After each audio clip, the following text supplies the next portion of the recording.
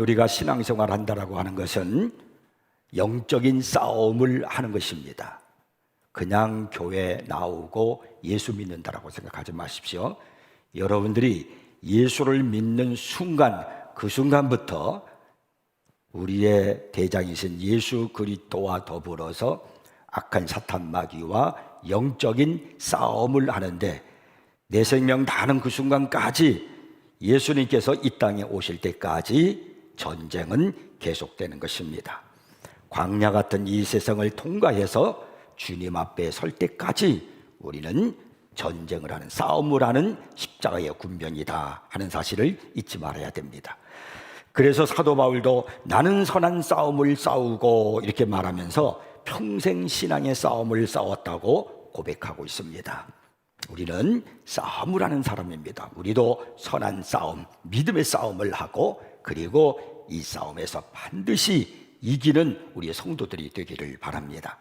이스라엘 백성들이 애굽을 이제 떠나서 하나님이 약속하신 가나안으로 가는 그 여정 속에서 두 개의 큰 적이 있었습니다. 싸움이 있었습니다.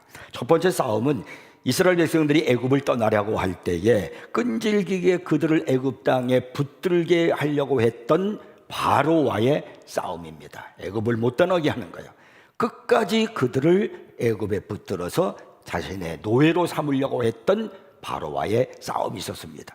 그 다음에 두 번째 싸움은 이스라엘 백성들이 이제 광야로 행진하면서 가나안 땅을 향해 갈 때 그들이 가나안으로 가는 그 행진을 가로막았던 싸움이 있어요. 그 아말렉과의 싸움입니다.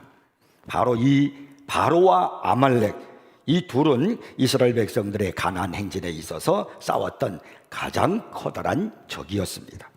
우리가 신앙생활을 하려고 할 때 세상 풍조를 떠나고 죄의 길에서 떠나지 못하도록 우리의 영혼을 붙들어 매고 있는 바로가 있습니다.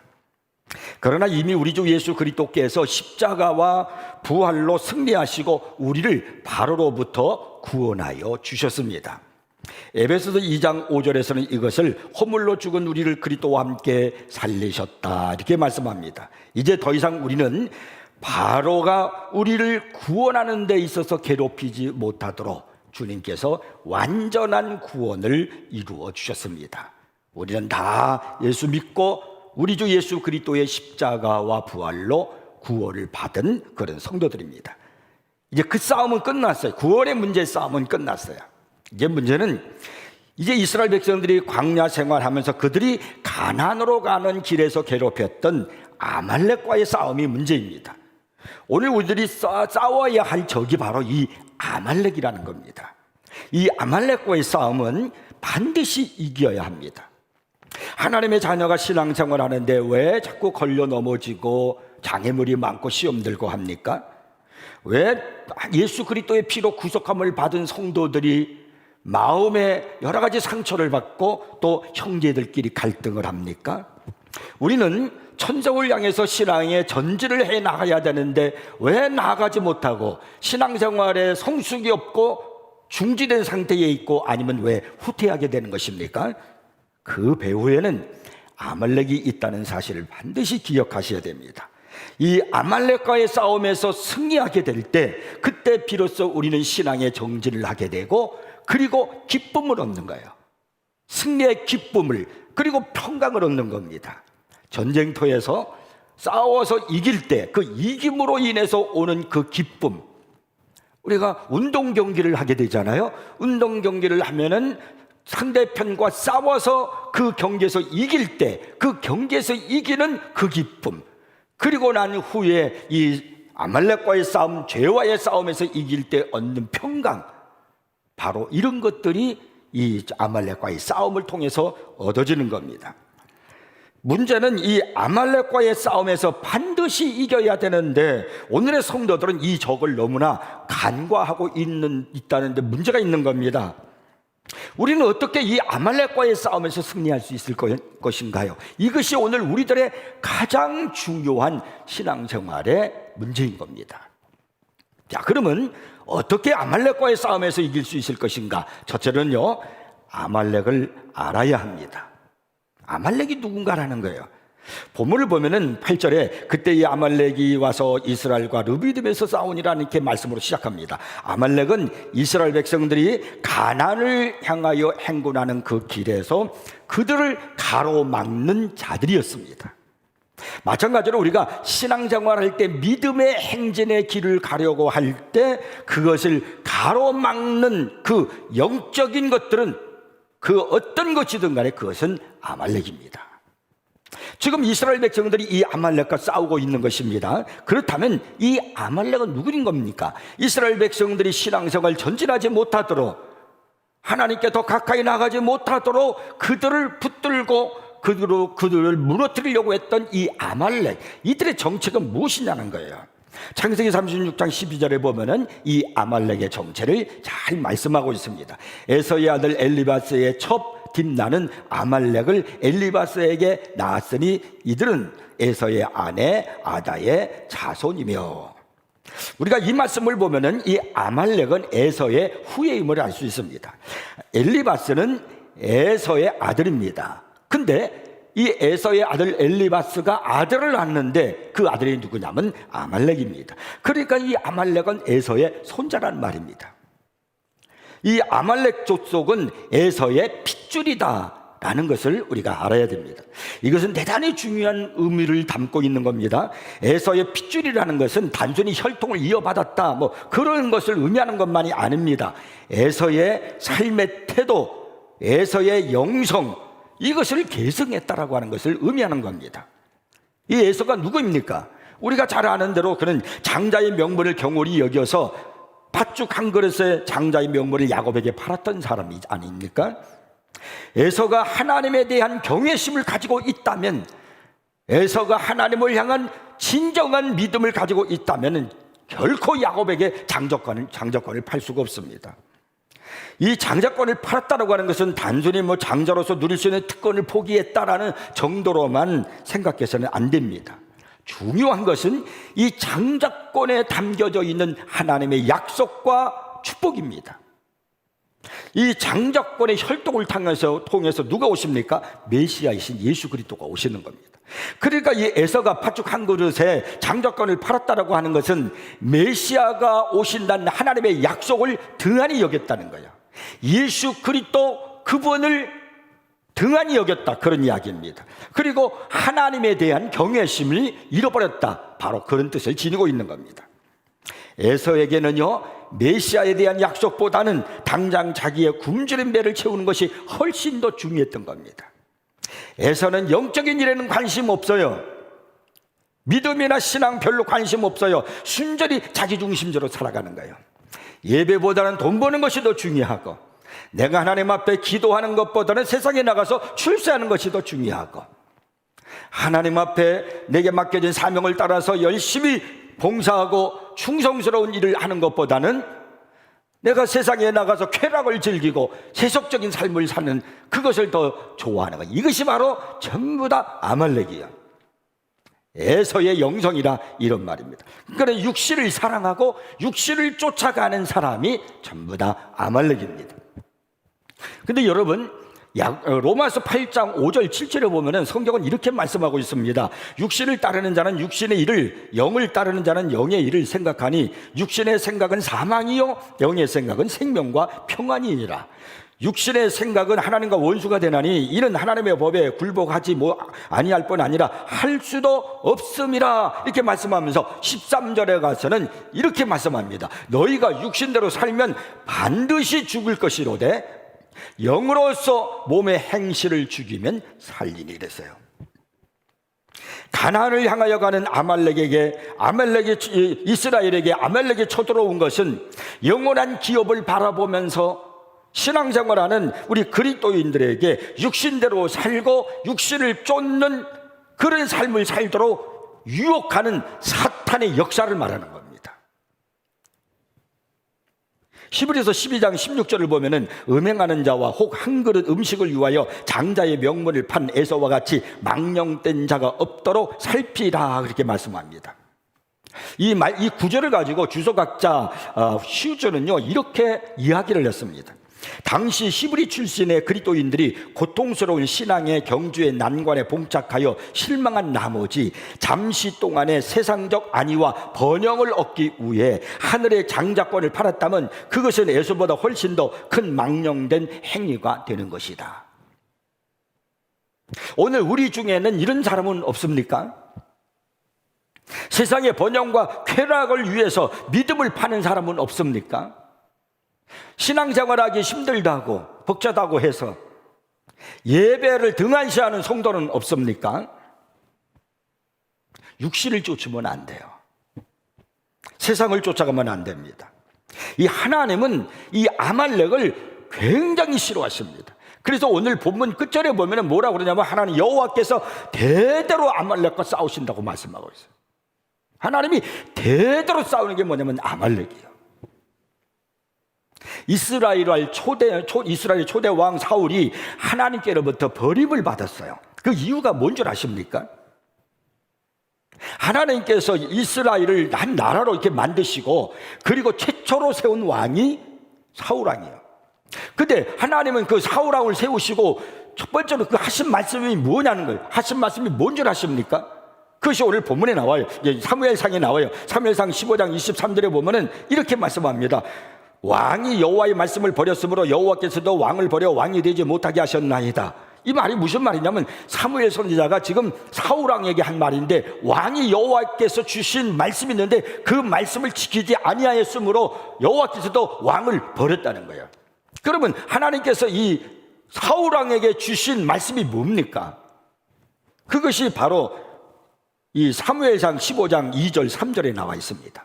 하나님은 사울왕 최초로 사울왕을 세우시고 그리고 하나님께서 그에게 어떤 명령을 내리셨느냐 하면 이렇게 말씀했어요. 만군의 여호와께서 이같이 말씀하시기를 아말렉이 이스라엘에게 행한 일 곧 애굽에서 나올 때에 길에서 대적한 일을 내가 그들을 벌하노니 지금 오늘 본문의 사건이에요. 지금 가서 아말렉을 쳐서 그들의 모든 소유를 남기지 말고 진멸하되 남녀와 소아와 젖먹는 아이와 우양과 낙타와 나귀를 죽이라 하셨나이다. 이 말씀을 보면 하나님께서 아말렉을 얼마나 싫어하시는지를 알 수 있잖아요. 대대로 싸우리라고 그랬어요. 근데 얼마나 아말렉을 미워하시면 그들을 쳐서 죽이는데 진멸하라고 그랬어요. 진멸. 아주 조금도 남기지 말고 아주 그냥 싸그리 다 없애려 버리라는 겁니다. 그런데 이 사울왕은 그 전쟁에 나가서 승리를 해가지고 아말렉 왕 아각을 잡아가지고 왔고 그 아말렉에 가보니까 기름진 짐승들이 있었어요. 그래서 그것을 다 죽이라 그랬어요. 뭐든지 다 아말렉에 있는 건 어린 나이까지 젖먹는 나이까지 다 없애버려. 짐승들도 다 없애버리라 그랬어요. 그런데 하나님의 그 명령을 따르지 아니하고 그 기름진 짐승들을 가지고 온 겁니다. 그러니까 이 사울왕은 하나님의 말씀에 순종하지 않은 겁니다. 자기의 육신대로 따른 거예요. 육신의 소욕을 쫓아서 행한 겁니다. 그래서 하나님은 육신을 쫓아 행하고 하나님의 말씀에 순종하지 아니한 이 사울왕을 버리신 것입니다. 하나님은 육신을 사랑하고 육신을 쫓아가는 것을 이렇게 싫어하십니다. 오직 했으면 로마서에서 육신대로 살면 반드시 죽을 것이라고 이렇게 말씀하고 있겠습니까? 그러니까 그 육신의 대명사가 바로 뭐냐면 이 아말렉이요, 에서요. 그러니까 하나님이 대대로 싸운다는 거예요. 이 세상은 육신을 살아가는 세상입니다. 이 세상은 육신을 쫓아가는 겁니다. 그래서 세상을 사랑하면 안 돼요. 구원받기 전에 우리의 모습을 에베소서 2장 3절에 보면 이렇게 말씀해요. 전에는 우리도 다 그 가운데서 우리 육체의 욕심을 따라 지내며, 예수 믿기 전에 그때는 우리 육체의 욕심을 따라 지내며 육체와 마음에 원하는 것을 하여 다른 이들과 같이 본질상 진노의 자녀이었더니, 이렇게 말씀합니다.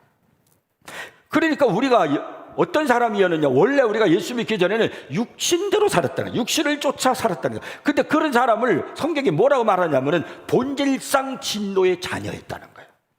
그러니까 하나님은 육신대로 사는 것을 그렇게 싫어하시는 겁니다. 이것이 아말렉이에요. 자, 그러면 두 번째로 아말렉이 어떻게 공격해 오는가라는 겁니다. 적을 알아야 내가 그 적을 물리치지요. 자, 오늘 성경을 보면은 이 아말렉과 이스라엘과의 그 관계 속에서 하나님께서 신명기서에 특별히 25장 17절 18절을 보면은 아말렉의 사탄적 영성이 이스라엘을 어떻게 공격으로 삼고 있는가 하는 것을 이제 말씀하고 있습니다. 자, 한번 신명기 25장 17절 18절 읽어보겠습니다. 너희는 애굽에서 나오는 길에 아말렉이 내게 행한 일을 기억하라. 곧 그들이 너희 길에서 아말렉이 어떻게 공격하느냐, 너희 길에서 만나 내가 피곤할 때에 내 뒤에서 떨어진 약한 자들을 쳤고 하나님을 두려워하지 아니하였느니라. 이게 성경에 보니까 아말렉이 누구를 쳤다고 말씀합니까? 이렇게 모두가 이스라엘 백성들이 공동체를 이루어서 하나로 이루어서 지금 가나안을 향해서 광야길을 걷고 있는 겁니다. 열을 지어서 걷고 있는데 그들 중에서 뒤처진 사람, 피곤해서 약해서 뒤처진 사람, 그들을 아말렉이 쳤다는 겁니다. 그러니까 공동체에서 뒤떨어진 대상은 항상 아말렉의 공격의 대상이었다는 겁니다. 사탄이 누구를 공격할 것 같습니까? 사탄의 밥이 되기 쉬운 존재가 누구라고 생각하십니까? 하나님의 백성들의 행렬 속에서 축 뒤따라서 쳐져서 오는 그런 사람이 바로 사탄의 공격의 대상이에요. 언제나 뒤처지는 사람, 이게 위험한 겁니다. 베드로가 언제 시험 들었습니까? 베드로 수제자가 왜 예수님을 모른다고 부인을 3번씩이나 했습니까? 마가복음 14장 54절 말씀 보면은 베드로가 예수를 멀찍이 따라 대제사장의 집들 안까지 들어가서 아랫사람들과 함께 앉아 불을 쬐니더라. 이것은 베드로가 시험과 타락 속으로 빠져들어가는 드라마의 시작이에요. 이후에 예수님을 멀찍이 따라가다가 결국은 그가 어떻게 되면 나 예수 몰라, 예수 몰라, 예수 몰라 부인했어요. 3번이나.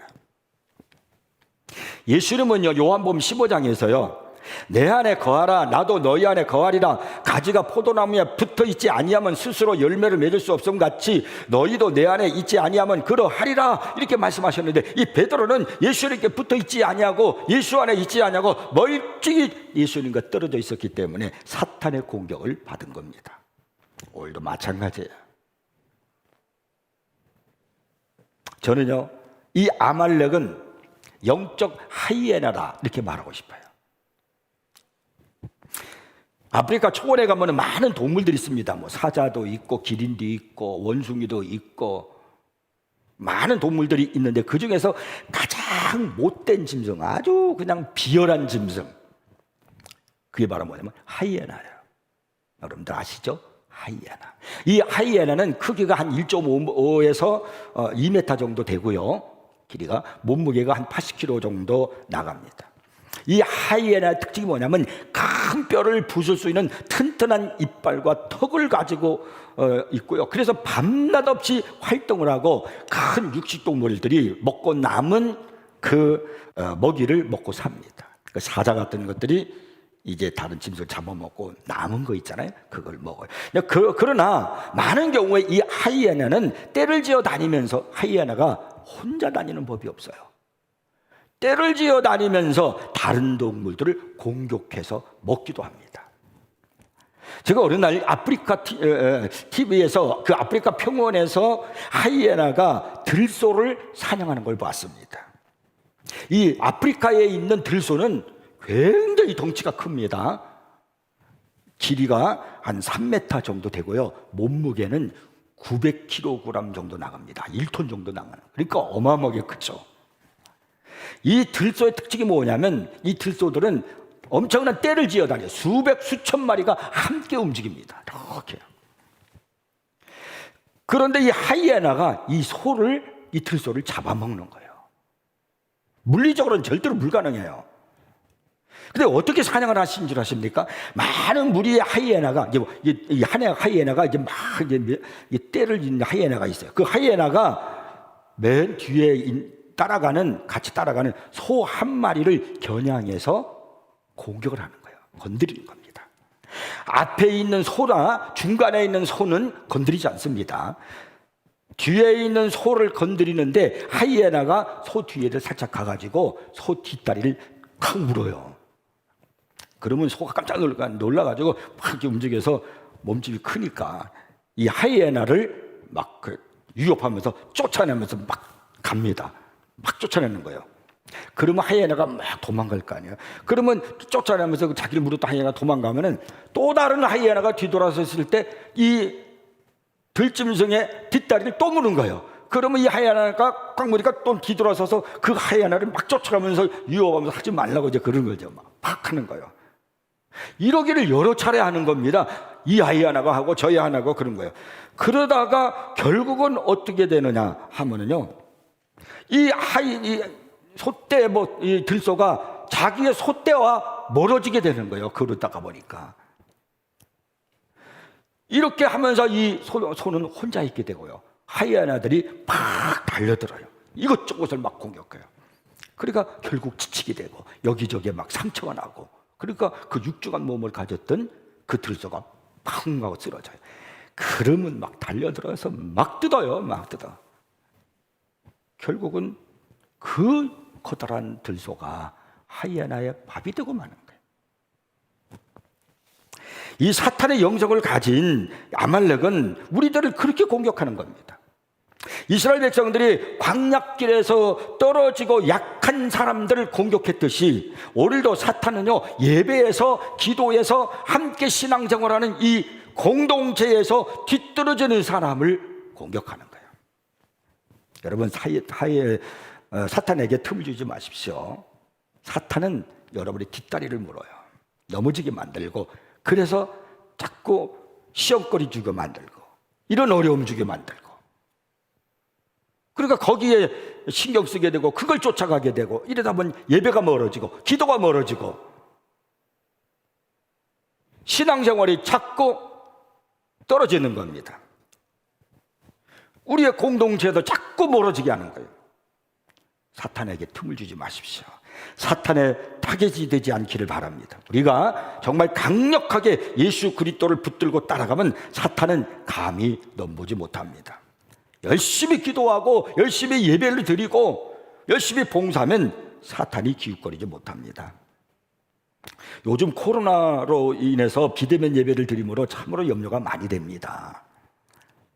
히브리서 10장 25절 말씀 보면은 모의를 배하는 어떤 사람들의 습관과 같이 하지 말고 오직 고나여 그날이 가까움을 볼수록 더욱 그리하자, 이렇게 말씀을 하고 있는데, 비대면 예배를 드리다 보니까 사탄에게 틈을 주기가 쉬운 거예요. 이 영적 하이에나가 가만히 있질 않아요. 슬슬 기도 안 하고 슬슬 말씀 보지도 않고 예배도 슬슬 빠지고 그리고 봉사도 안 하게 되고, 그러면 반드시 이 아말렉이 따라와요. 하이에나가 따라붙는 거예요. 악한 영이 자꾸 따라붙어서요, 그래서 한 사람 두 사람 자꾸 물어서 넘어뜨리려고 합니다. 사탄의 공격이 대상이 되지 마십시오. 주님께 붙어 있기를 바랍니다. 성령의 능력으로 무장하시기를 바랍니다. 사탄이 넘보지 못하도록 강력하게 신앙생활 하시기 바랍니다. 그래야 여러분이 은혜생활 하는 거예요. 날마다가 기쁨이 되고 행복이 되는 겁니다. 자, 그러면 세 번째는 어떻게 이 아말렉을 이길 수 있을까라는 겁니다. 아말렉을 이길 수 있는 방법은 두 가지입니다. 자, 첫째, 기도하는 겁니다. 9절 오늘 본문을 보겠습니다. 모세가 여호수아에게 이르되 우리를 위하여 사람들을 택하여 나가서 아말렉과 싸우라. 내일 내가 하나님의 지팡이를 손에 잡고 산꼭대기에 서리라. 지금까지 전쟁에서 이스라엘 백성들이 한 것은 아무것도 없습니다. 그들은 모세의 말대로 그냥 가만히 서서 여호와께서 행하시는 일만 보기만 하면 되었어요. 애굽에 있을 때 여호와께서 모세를 통하여 행하시는 10가지 재앙을 눈으로 보기만 했습니다. 하나님이 다 하신 거예요. 홍해를 건널 때도 하나님께서 홍해를 건너 물을 가르시고 이스라엘 백성들로 건너가게 하셨다. 하나님이 그렇게 하셨어요. 그리고 그들을 뒤쫓아오는 애굽의 바로의 군대들을 다 그냥 홍해로 그냥 수장시켜버렸어요. 그래서 그들을 구원하셨어요. 이제는 신앙생활하는 광야길을 행하는 그들은 이제 자신이 직접 싸워야 하는 겁니다. 구원의 문제는 주님께서 직접 하셨지만은 우리가 신앙생활 하는 데 있어서의 문제는 주님께로부터 힘을 얻어가지고 우리가 직접 싸워 이겨야 하는 겁니다. 오늘 본문에 나와 있는 이 전투 양상을 보면은 아말렉과의 전투를 할 때 여호수아가 사람들을 데리고 나가서 전투했고, 그리고 또 한 부대는 모세가 지팡이 들고 아론과 훌을 데리고 산꼭대기에 올라갑니다. 그러니까 실제로 싸움하는 부대가 있고 기도하는 부대가 있었던 겁니다. 이 둘은 다 중요합니다. 그러나 오늘 본문 11절을 보면 실제적으로 아말렉과의 싸움에서 이기게 된 그 원인, 그건 어디에 있었는가를 말씀해요. 11절을 이렇게 말씀하잖아요. 모세가 손을 들면 이스라엘이 이기고 손을 내리면 아말렉이 이기더니. 그러니까 이스라엘이 이기고 지는 것은 모세의 손에 달려 있었다는 거예요. 모세가 손을 들고 기도하면 이스라엘이 이기고, 모세가 손을 내려서 기도하지 않으면 아말렉이 이겼다. 그래서 아론과 훌이 어떻게 합니까? 모세의 손이 내려오지 않도록 하기 위해서 이렇게 돌을 가져다가 모세를 그 위에 이렇게 앉게 하고, 그리고 양쪽 옆에서 한쪽은 아론이 한쪽은 훌이 모세의 손이 내려오지 않도록 붙들어져서 계속 그렇게 기도했더니 어떻게 되었는가? 13절 오늘 말씀합니다. 여호수아가 칼날로 아말렉과 그 백성을 쳐서 무찌르니라. 완전 승리했다는 겁니다. 모세의 손이 내려오지 않으니까 아말렉과의 전쟁에서 이겼습니다. 전쟁의 승패가 기도에 좌우되고 있었음을 알 수가 있습니다. 이것은 하나님에 의해 전쟁 승패가 좌우됨을 의미하는 겁니다. 사랑하는 성도 여러분, 아말렉과의 싸움, 육신과의 싸움, 세상과의 싸움은 기도밖에 없습니다. 기도로 내 육신을 쳐서 복종시켜야 돼요. 사도 바울은 갈라디아서 2장 20절에서 이렇게 말씀을 하고 있습니다. 내가 그리스도와 함께 십자가에 못 박혔나니 그런즉 이제는 내가 사는 것이 아니요 오직 내 안에 그리스도께서 사시는 것이라. 이제 내가 육체 가운데 사는 것은 나를 사랑하사 나를 위하여 자기 자신을 버리신 하나님의 아들을 믿는 믿음 안에서 사는 것이라. 바울은 자신이 그리스도와 함께 십자가에 못 박혔다라고 말합니다. 그래서 이제는 내가 사는 것이 아니라 내 안에 그리스도께서 사시는 것이라고 그렇게 말합니다. 바울은 이 고백에서 무려 6번이나 내가라는 말을 써요. 내가를 6번이나 사용하면서 내가 죽었다는 거예요. 그래서 내가 살아있는 것이 아니라 그리스도께서 내 안에 살아계시다고 말합니다. 그가 이러한 고백을 할 수 있었던 것은 기도함으로, 기도할 때 이런 고백을 할 수가 있는 겁니다. 예수님께서 감람산에서 십자가를 지시기 전에 하셨던 그 기도를 기억하십니까? 누가복음 22장 42절을 보면은 그 말씀이 기록이 되는데, 여러분 보십시오. 아버지여, 만일 아버지의 뜻이거든 이 잔을 내게서 옮기시옵소서, 이 잔을 내게서 옮기시옵소서라는 예수님의 기도는 육신의 생각이에요. 육신의 마음이에요. 그러나 내 원대로 마시옵고 아버지의 원대로 되기를 원하나이다. 그리고 예수님은 결국 십자가를 지는 길을 가시고 십자가에 달려 피 흘려 아버지의 뜻을 이루고 우리를 구원하셨습니다. 예수님은 육신을 어떻게 이기셨는가? 기도로 이기신 거예요. 기도로 물리치시고 하나님의 뜻에 순종하여 십자가의 길을 가신 겁니다. 아말렉을 이기는 길도 기도밖에 없다는 사실을 잊지 마십시오. 이 마지막 때는 특별히 더 깨어 기도해야 됩니다. 살롯 엘리엇이라고 하는 분이 있는데, 이분이 깨어 기도하라는 찬송가 가사를 썼어요. 근데 그분이 어떤 것을 썼는가 제가 한번 읽을 테니까 들어보시기 바랍니다. 그리스도인이여 누워 쉬기 전에 구하라. 은혜로운 구세주가 하시는 말씀을 들으라. 적들 가운데 있나니 깨어 기도하라. 적들 가운데 있나니 깨어 기도하라. 우리 주변에는 아말렉의 적들이 많아요. 나라와 권세들이 보이지 않는 대열을 이루고 있어. 나라와 권세는 사탄의 세력이야. 방심한 틈을 노리고 있나니 마귀가요 깨어 기도하라. 기도에 홀로 있는 것처럼, 거기에 홀로 있는 것처럼 깨어 있으라. 그날의 문제에 매달려라. 기도하라. 그 도움이 내려올지니 깨어 기도하라. 베드로전서 5장 8절을 보면은 근신하라 깨어라 너희 대적 마귀가 우는 사자같이 두루다니며 삼킬 자를 찾나니 라고 말씀합니다. 깨어 기도해서 아말렉을 물리치기를 바랍니다. 여러분의 기도의 손이 내려오지 않기를 바랍니다. 그러니까 아말렉을 물리치는 방법은 기도하는 거예요. 마지막 때는 기도밖에 없어요. 두 번째는 공동체 생활이 중요합니다. 아말렉은 영적 하이에나라고 제가 그랬죠. 무리 중에서 떨어져 있는 들소를 공격하여 무너뜨리고 잡아먹듯이 사탄은요, 우리 공동체와 함께하지 못하도록 여러 가지 시험을 걸고 넘어집니다. 그래서 교회에서, 신앙생활에서, 우리 공동체에서 자꾸 떨어져 나가게 만드는 거예요. 자꾸 물고 늘어져요. 사탄이, 하이에나가 자꾸 여러분의 가정에 이렇게 물고 저렇게 물고, 그래서 상처받게 만들고 시험 들게 만들고,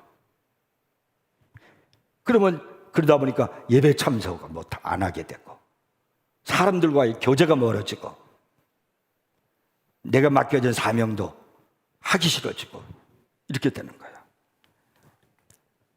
유혹에 넘어가지 마십시오.